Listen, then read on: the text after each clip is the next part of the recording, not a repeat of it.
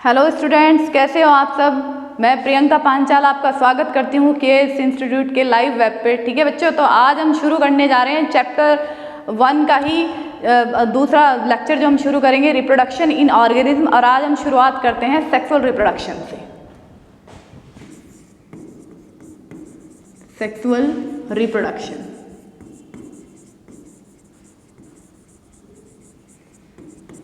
Sexual reproduction को हम दूसरा एक और नाम भी दे सकते हैं जिसको हम बोलते हैं एम्फीमिक्सिस। एम्फीमिक्सिस, ठीक है। एम्फी मीन्स बोथ और मिक्सिंग, ठीक है, यानी बोथ मिक्सिंग। बोथ कौन होंगे? मेल एंड फीमेल, ठीक है। तो सेक्सुअल रिप्रोडक्शन की अगर हम बात करें, सेक्सुअल रिप्रोडक्शन एक ऐसा बायोलॉजिकल प्रोसेस है जिसमें मेल और फीमेल का इन्वॉल्वमेंट होगा, ठीक है। इसमें फर्टिलाइजेशन होगा और जाइगोट फॉर्मेशन होगा, और तब फिर आप बहुत सारे ऐसे ऐसे प्यारे प्यारे बच्चे बनेंगे जो आप देख रहे हो मुझे, ठीक है। तो बच्चों चलो एक आपको एक बढ़िया सी इमेज दिखाती हूँ। देखो, है ना कितनी सुंदर इमेज, आपके लिए कितनी बढ़िया इमेज लेके आई हूँ, ठीक है। ये फादर है, ये मदर है, ठीक है। फादर के स्पर्म से और मदर के एग से एक फॉर्मेशन होता है जाइगोट का, ठीक है। जाइगोट के बाद बनता है एम्ब्रियो, और एम्ब्रियो के बाद बनते हैं आप सब, ये हमारे जैसे प्यारे प्यारे बच्चे बनते हैं, ठीक है। तो ये सारा प्रोसेस जो है ये एक बायोलॉजिकल प्रोसेस है, बायोलॉजिकल प्रोसेस है, in which both male and female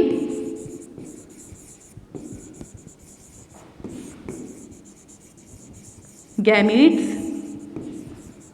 are involved, ठीक है भाई। तो मेल फीमेल मम्मी पापा का होना बहुत ज़रूरी है, कोई भी एक नहीं है तो सेक्सुअल रिप्रोडक्शन नहीं होगा। फिर आप जैसे बच्चे कैसे होंगे, ठीक है। तो सेक्सुअल रिप्रोडक्शन के लिए जो है मेल फीमेल का होना बहुत ज़रूरी है। कुछ इसके की पॉइंट्स हैं, की पॉइंट्स देख लेते हैं, ठीक है। की पॉइंट्स का मतलब है जो मेन पॉइंट्स होते हैं अगर सेक्सुअल रिप्रोडक्शन हो रहा है तो उसमें क्या होगा, इनहेरिटेंस के साथ साथ वेरिएशंस भी होंगे। Inheritance and variations are occur.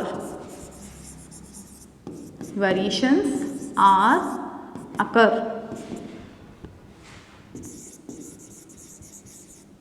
ठीक है।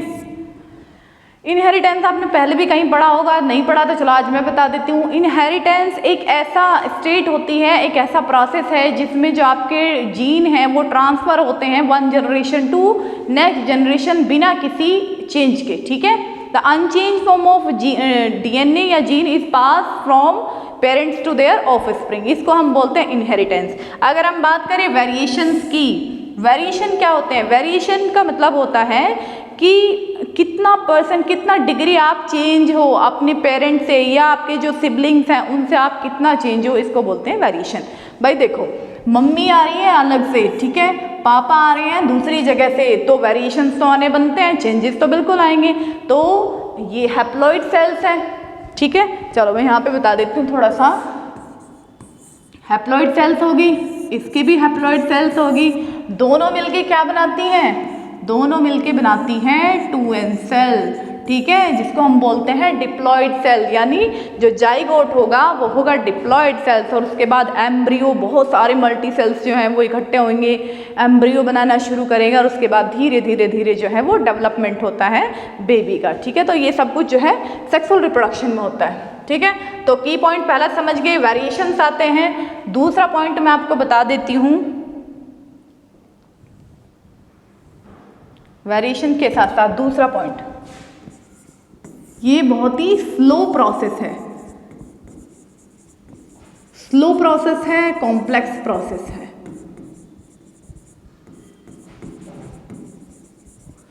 अगर हम कंपैरेटिवली बात करें सेक्सुअल और ए सेक्सुअल रिप्रोडक्शन की, तो तुमने देखा होगा कि जो ए सेक्सुअल रिप्रोडक्शन होता है बहुत फास्ट होता है, बहुत इजी होता है, ठीक है, बहुत सिंपल है। लेकिन जो सेक्सुअल रिप्रोडक्शन है, एक बेबी को डेवलप होने में 9 महीने लग जाते हैं, उससे पहले भी प्रोसेस है, ठीक है। तो पूरा एक प्रोसेस होता है जो एक बहुत ही लेंदी और बहुत ही कॉम्प्लेक्स प्रोसेस होता है, ठीक है। थर्ड पॉइंट होता है मियोसिस अकर होता है, मियोसिस अकर होता है। जो सेल डिवीजन होता है, सेल डिवीजन 2 तरीके से हो सकता है, माइटोटिक भी हो सकते हैं और मियोसिस भी होता है। मियोसिस में क्या होगा, जो एक सेल है वो 2 सेल का फॉर्मेशन करेगी, ठीक है, तो ये होगा मियोसिस प्रोसेस, ठीक है। फोर्थ, उसके बाद ये पढ़ ही लिया था हमने कि एम्फीमिक्सिस है, एम्फीमिक्सिस होता है, वेरिएशंस हो गए, ठीक है। और इसमें क्लोन कॉपी तो बिल्कुल नहीं बनते, क्लोन कॉपी नहीं बने तभी तो वेरिएशंस आ रहे हैं, ठीक है।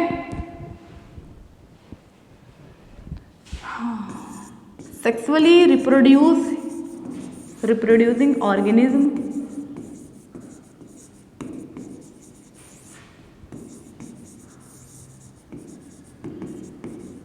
ठीक है। और इनसे जो ज़्यादातर जो लिविंग ऑर्गेनिज्म जो इनसे सेक्सुअल रिप्रोडक्शन के बाद जो प्रोडक्शन होता है बेबीज़ का, वो भी सेक्सुअल रिप्रोडक्शन होता है, सेक्सुअली रिप्रोड्यूसिंग ऑर्गेनिज्म होंगे, ठीक है। तो ये कुछ की पॉइंट्स हो गए सेक्सुअल रिप्रोडक्शन के।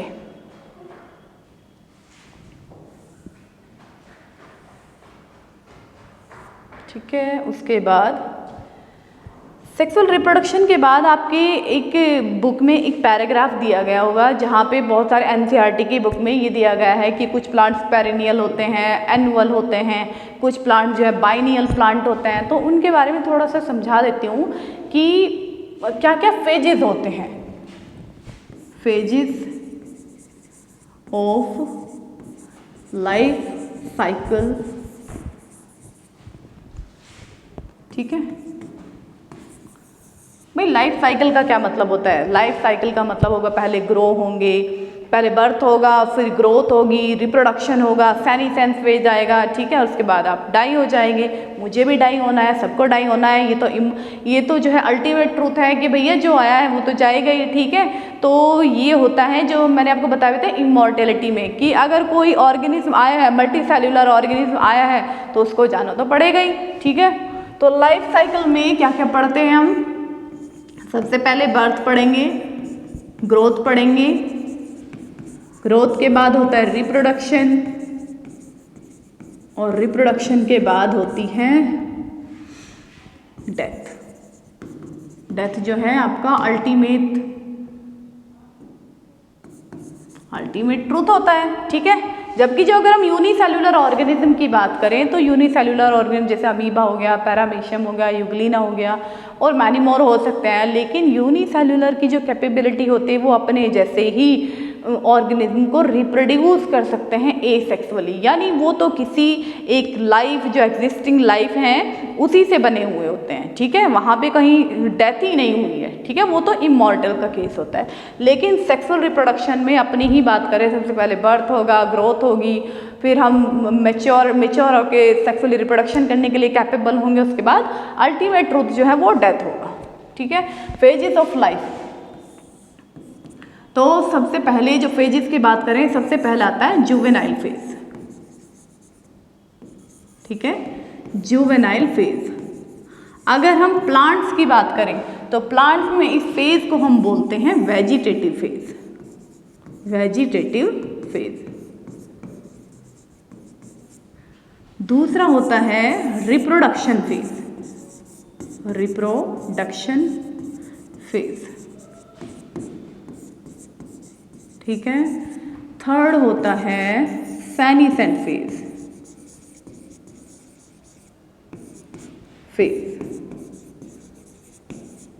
ठीक है।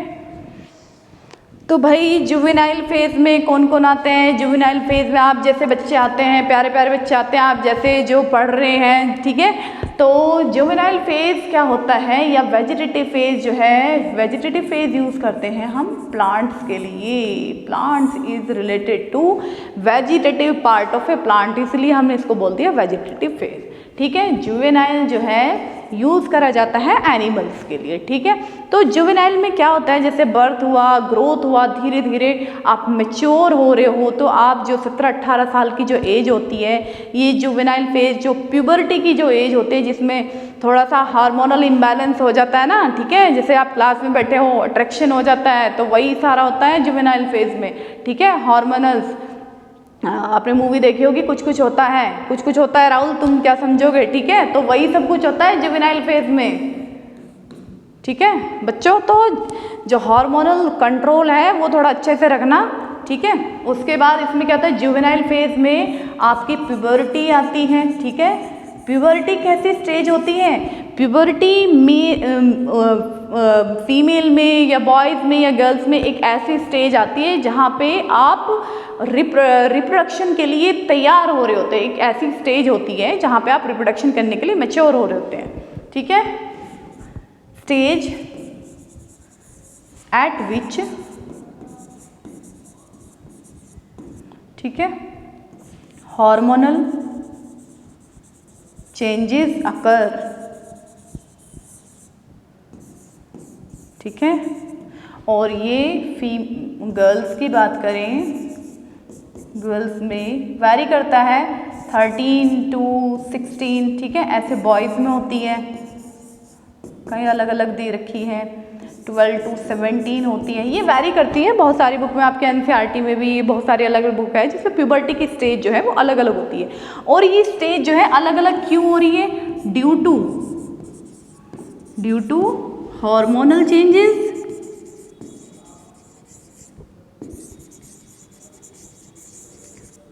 ठीक है भाई, एक तो हार्मोन्स का बहुत बड़ा रोल होता है, दूसरा due to environmental factor, environmental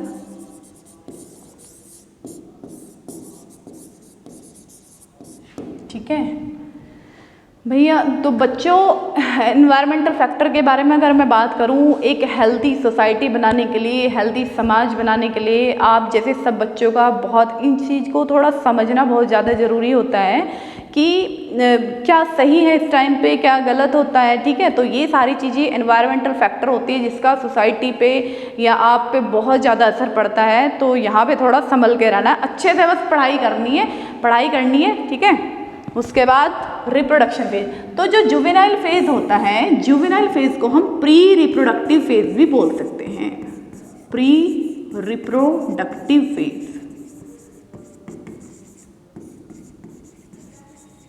ठीक है, यानी अच्छे से पढ़ लिख लो, उसके बाद जो है आप जो है धीरे धीरे मैच्योर होंगे। ठीक है, सेक्सुअली रिप्रोडक्शन करने के लिए आप मैच्योर हो जाएंगे।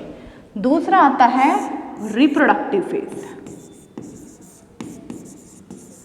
Reproductive phase. भाई मेंस में, गर्ल्स में या मेंस में तो आप रिप्रोडक्टिव फेज को आप बातों से, बिहेवियर से, बहुत सारे ऐसे चेंजेस हो सकते हैं जिनसे आप आइडेंटिफाई कर पाओगे कि भैया अभी शादी करने लायक हो गया है कि नहीं हो गया है। लेकिन आप कैसे आइडेंटिफाई करोगे, प्लांट्स में। तो प्लांट्स के लिए भी सिंबल होता है फ्लावर। ठीक है,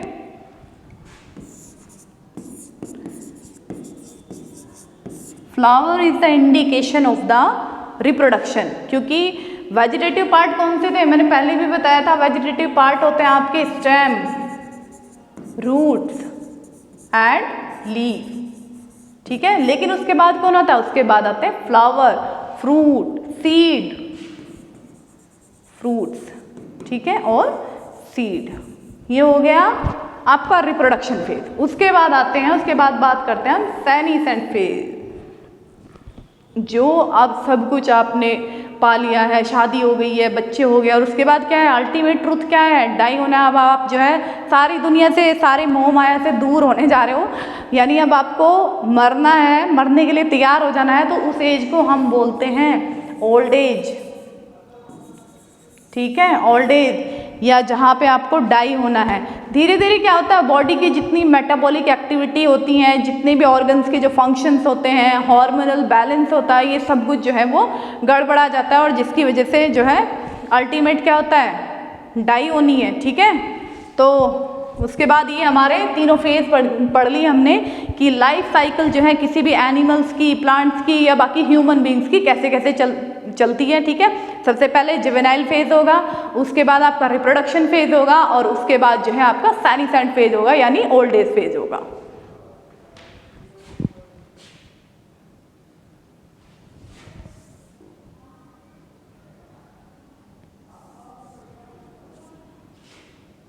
ठीक है, तो जुवेनाइल फेज में आपने पढ़ लिया भाई प्यूबर्टी होती है और प्यूबर्टी के साथ साथ मेनोपॉज भी होता है। मैं आपको एक बात बताती हूँ, सेक्सुअल रिप्रोडक्शन के 2 की पॉइंट हैं, एक होता है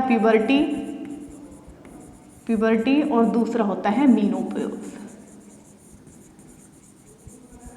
ठीक है, प्यूबर्टी में क्या होता है, हमारी बॉडी में हार्मोनल चेंजेस के साथ साथ बहुत सारी स्ट्रक्चरल चेंजेस भी आ जाते हैं बॉडी में, गर्ल्स के भी और बॉयज़ के भी। ठीक है, प्यूबर्टी वो सब हो गया, लेकिन मेंस्ट्रुअल क्या है, मेंस्ट्रुअल जो है वो मेंस्ट्रुअल साइकिल, मेनोपॉज में क्या होता है, जब मेंस्ट्रुअल साइकिल जो है वो स्टॉप हो जाए, ठीक है, due to lower hormonal changes, ठीक है, वो होता है मेनोपॉज। तो ये एक पूरा, ये भी एक सेक्सुअल लाइफ साइकिल होती है जो सारे इस प्रोसेस पे चलता है। ठीक है, उसके बाद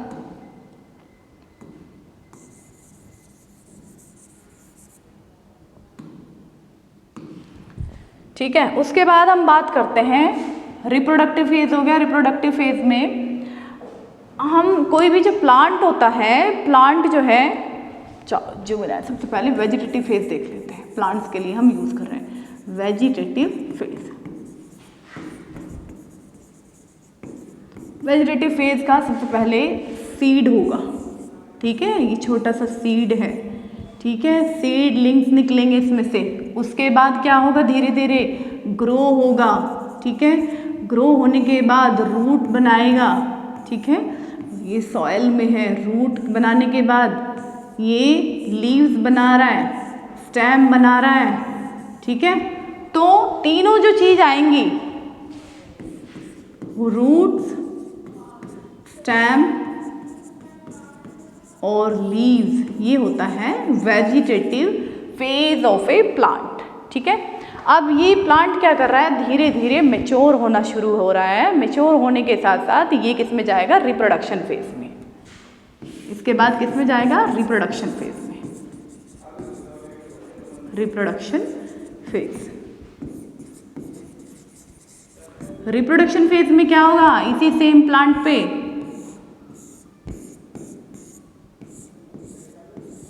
आप जो है सुंदर सा प्लांट बनाना। ठीक है, मैं अभी ऐसे ही बना रही हूँ। अब इस पे आ गए ये फ्लावर। ठीक है, तो अब हम ये पहचान सकते हैं कि ये इसका रिप्रोडक्टिव फेज है। ठीक है, क्लियर हो गया होगा बच्चों कि वेजिटेटिव फेज में क्या होता है, दूसरा रिप्रोडक्टिव फेज में क्या होता है,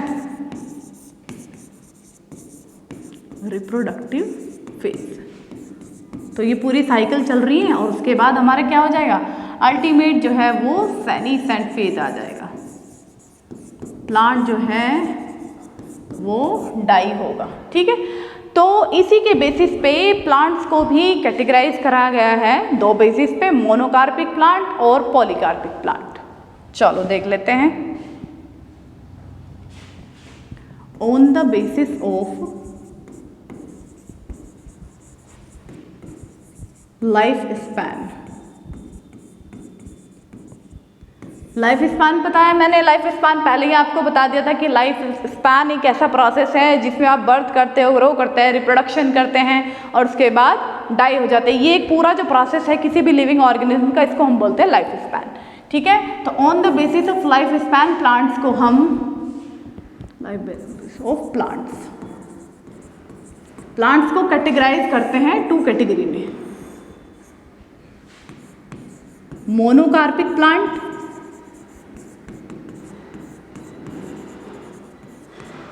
और दूसरा होता है polycarpic plants.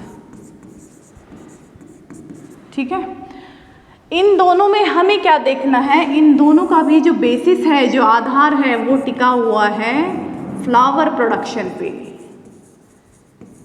Flower production of a plant. इसका क्या मतलब है, इसका मतलब थोड़ा समझा देती हूँ।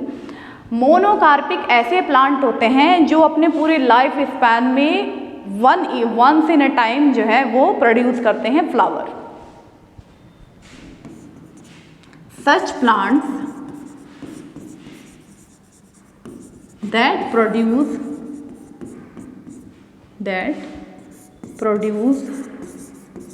Flower in flower once in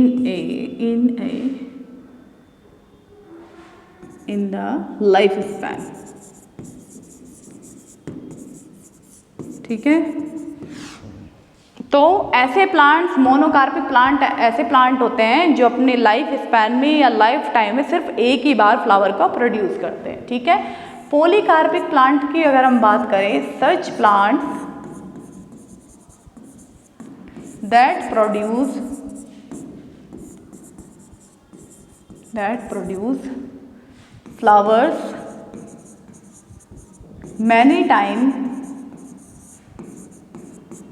many times in their lifespan।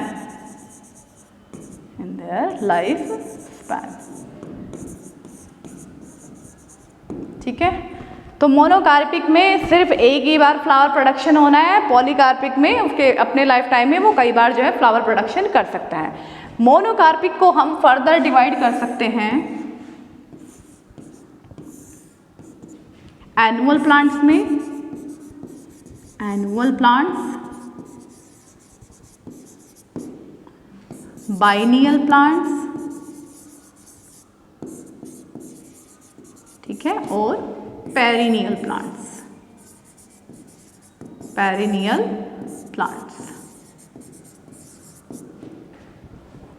ठीक है।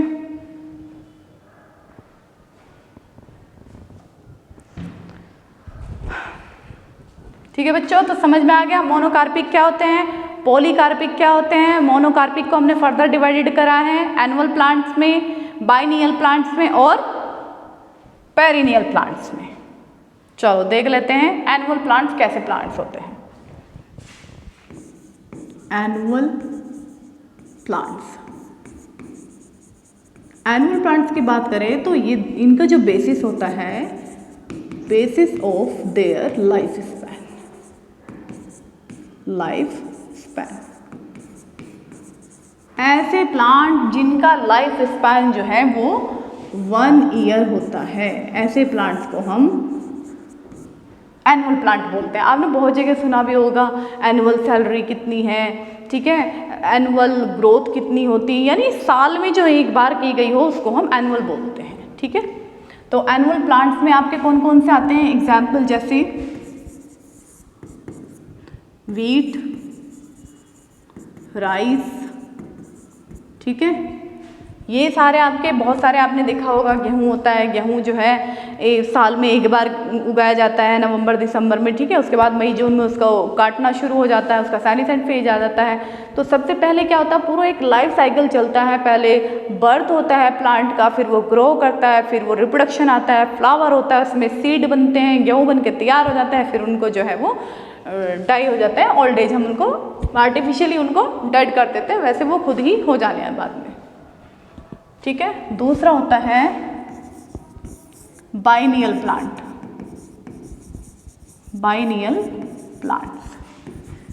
ऐसे प्लांट्स जिनका लाइफ स्पैन जो है वो 2 ईयर होगा,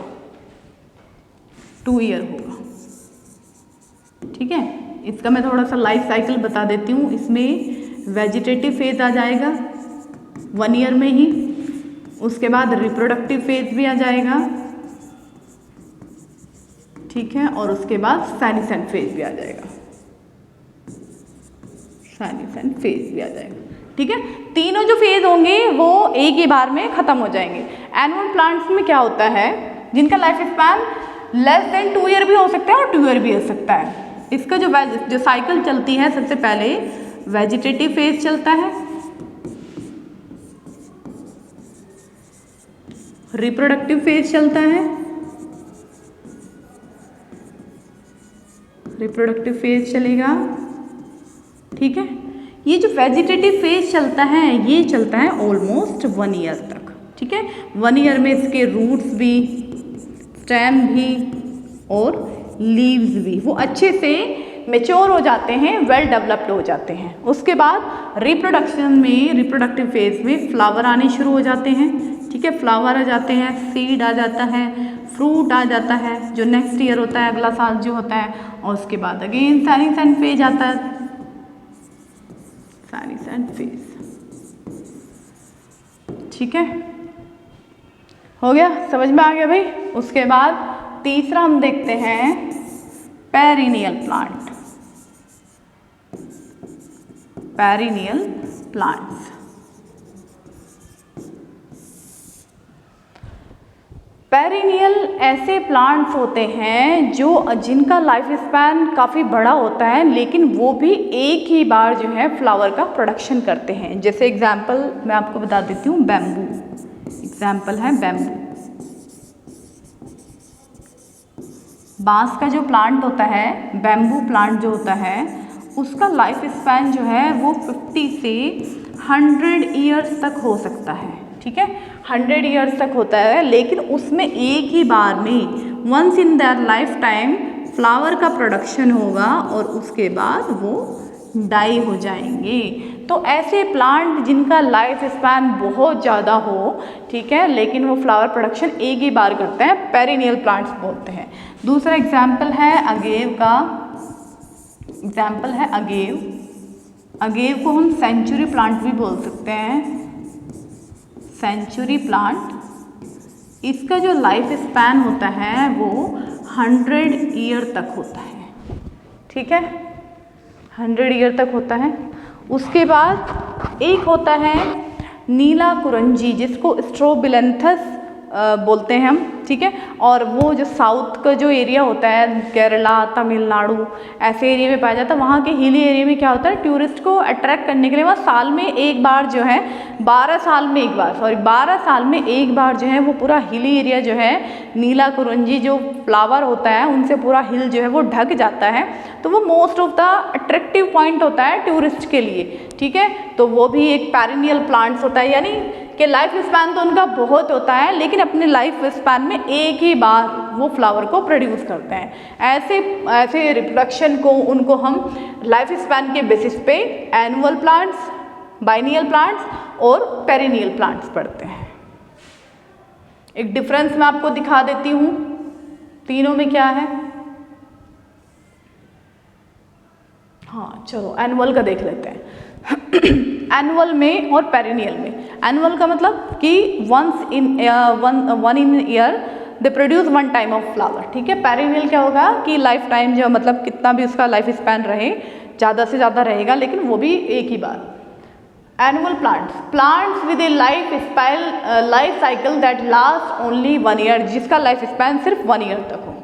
perennial plants that live more than 2 year, जिनका life span more than 2 years हो, पेरिनियल।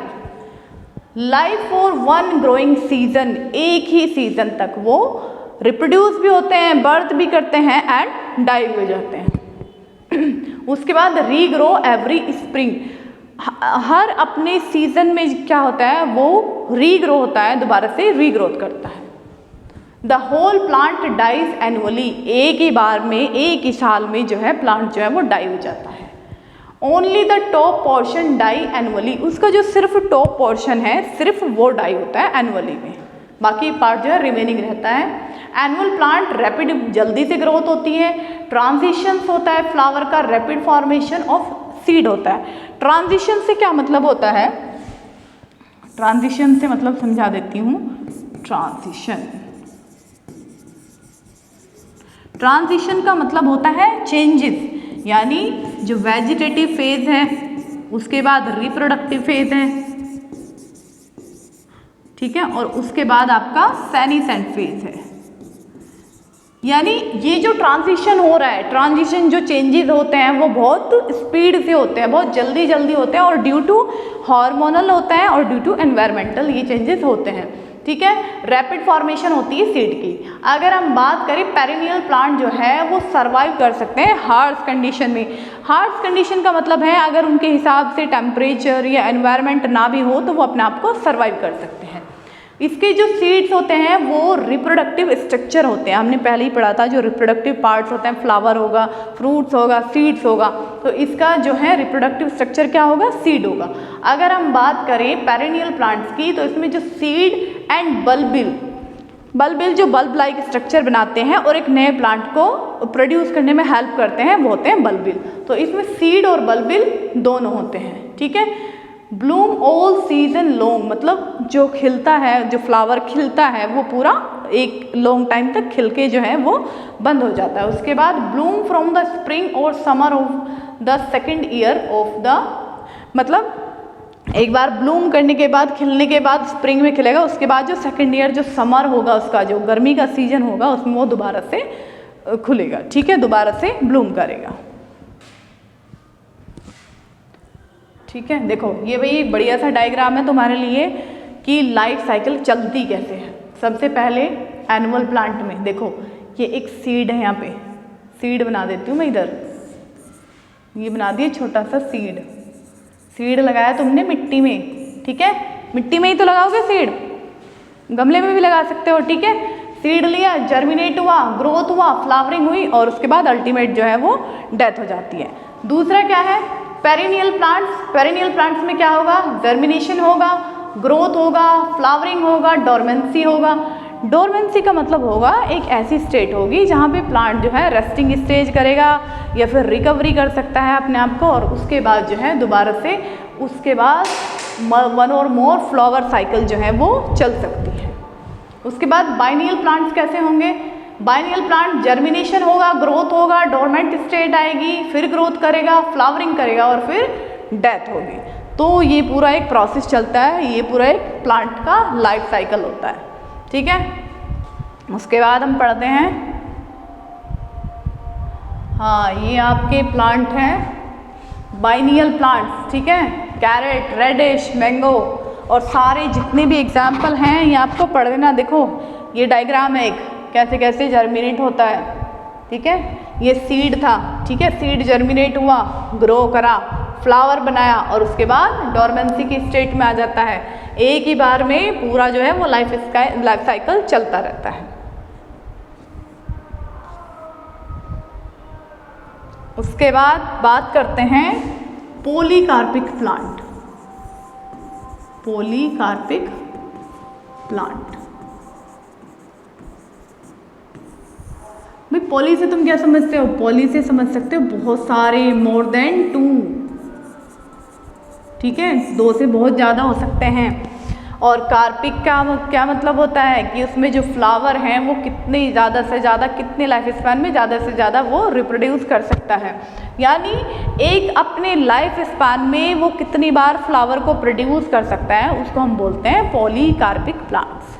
ठीक है, तो इनके लाइफ साइकिल की अगर हम बात करें, लाइफ साइकिल की बात करें तो कैसे कैसे चलता है। सबसे पहले आता है सीड। ठीक है, सीड हुआ, जर्मिनेशन के बाद आता है वेजिटेटिव फेज आता है।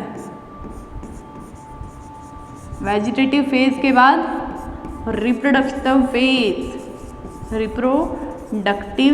फेज। ठीक है, रिप्रोडक्टिव फेज में क्या होगा, फ्लावर जो हैं वो आ जाएंगे, फ्लावर जो हैं वो बन जाएंगे, ये रिप्रोडक्टिव फेज होगा। उसके बाद डोरमेंट स्टेज आएगी, डोरमेंसी। ठीक है, या फिर रेस्टिंग या रिकवरी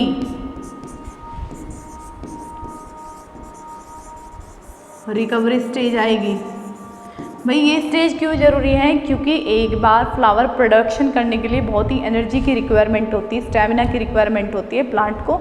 तो दोबारा से उसको न्यूट्रिएंट गेन करने के लिए, दोबारा से अपने आप को हेल्दी रखने के लिए उसको एक रेस्टिंग स्टेज लेनी पड़ती है या रिकवरी स्टेज रखनी पड़ती है। उसके बाद थोड़े टाइम बाद लेटर ऑन फिर से दोबारा से क्या होता है, यहाँ बता देती हूँ। दोबारा से फिर से क्या होगा, फ्लावरिंग स्टेज आएगी, ठीक है, फ्लावरिंग स्टेज आएगी। उसके बाद जो है सेनेसेंट फेज आएगा, ठीक है।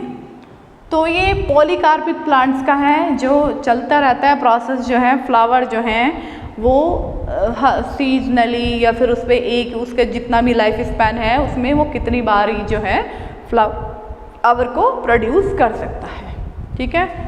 तो बच्चों आज हमने क्या क्या पढ़ लिया? आज हमने पढ़ लिया सेक्सुअल रिप्रोडक्शन क्या होते हैं, फेजेस ऑफ लाइफ साइकिल क्या होते हैं, जुवेनाइल फेज क्या होता है, रिप्रोडक्टिव फेज क्या होता है, और उसके बाद हमने पढ़ा सेनेसेंट फेज क्या होता है, ठीक है। उसके बाद हमने लाइफ स्पैन के बेसिस पे पढ़ा कि प्लांट जो है वो दो तरह के हो सकते हैं, मोनोकार्पिक हो सकते हैं, पॉलीकार्पिक हो सकते हैं।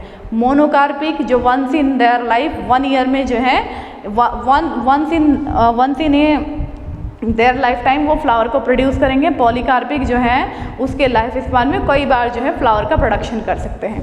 मोनोकार्पिक को हम फर्दर डिवाइड करते हैं एनुअल में और उसके बाद बाइनियल में और पेरेनियल में। एनुअल में क्या होता है, 1 ईयर का उसका लाइफ स्पैन होता है, उसी में उसको वेजिटेटिव फेज भी कवर करना है, रिप्रोडक्टिव फेज भी करना है, ठीक है। अगर हम बात करें बाइनियल दो नाम से मिलकर बना होता है, दो यानी उसको 2 ईयर में 1 ईयर में उसका वेजिटेटिव फेज होता है, दूसरे ईयर में वो रिप्रोडक्शन के लिए तैयार होता है, फ्लावरिंग करता है और उसके बाद जो है वो सेनेसेंट फेज में चला जाता है। पेरिनियल ऐसे प्लांट होता है जिनका लाइफ स्पैन जो है वो थोड़ा लॉन्गर होता है एज कंपेरेटिवली टू एनुअल और बाइनियल, ठीक है। और उसके बाद जो है वो भी वंस इन देयर लाइफ जो है एक ही बार फ्लावर प्रोडक्शन करता है, लेकिन लाइफ स्पैन उसका ज़्यादा होता है, इसलिए उसको हम पेरिनियल प्लांट बोलते हैं, जिसमें नीला कुरंजी या फिर स्ट्रोबेलेंथियस का मैंने एग्जाम्पल दिया, ठीक है। और उसके बाद पॉलीकार्पिक प्लांट होते हैं। पॉलीकार्पिक ऐसे प्लांट होते हैं जो अपने लाइफ स्पैन में कई बार जो है फ्लावर का प्रोडक्शन कर सकते हैं, जिसमें उसको रेस्टिंग की भी ज़रूरत होती है, ठीक है। तो बच्चों उम्मीद करती हूँ कि आपको अच्छा लगा होगा, अच्छे से आपको समझ में आया होगा। कोई आपके डाउट्स हो या फिर आपकी कोई क्वेरी तो आप आराम से मुझे पूछ सकते हैं, ठीक है। और उसके बाद बच्चों हेल्दी रहिए, हैप्पी रहिए, खुश रहिए और इन्जॉय करिए अपनी लाइफ को, ठीक है। मिलते हैं फिर, थैंक यू, बाय बाय।